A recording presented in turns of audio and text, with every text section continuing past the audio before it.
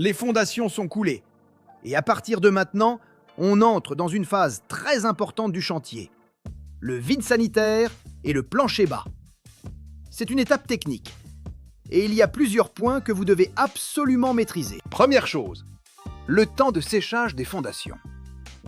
On entend souvent qu'il faut attendre 21 jours. En réalité, ce n'est pas nécessaire. 6 jours suffisent pour obtenir une résistance compatible avec la suite du chantier.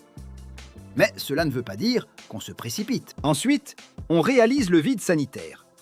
Il est généralement constitué d'agglos creux, avec un minimum de 3 rangs, soit environ 60 cm. Mais le point le plus important se situe au-dessus, la rase étanche. Elle est obligatoire. C'est elle qui empêche les remontées d'humidité par capillarité. Sans arase étanche, vous prenez un risque réel sur la durabilité de la maison. Pour la mise en place du plancher bas, il n'y a pas de difficulté particulière. Un plan de pose est fourni. Il faut simplement le respecter. On vérifie les aciers, les rupteurs thermiques et la planéité. C'est une étape très cadrée techniquement. Personnellement, sur mes chantiers, je faisais systématiquement couler un béton avec adjuvant hydrofuge. C'est une sécurité supplémentaire contre les remontées d'humidité.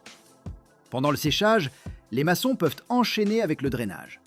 Réalisation de la cunette, étanchéité du vide sanitaire et mise en place du drain. Attention sur ce point, évitez les drains agricoles.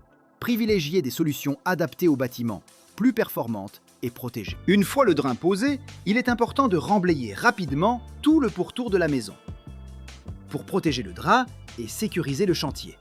Et surtout, ne laissez personne aller trop vite. On voit encore sur certains chantiers des élévations de murs quelques jours seulement après le coulage. Votre maison, c'est votre investissement. Restez maître du rythme du chantier.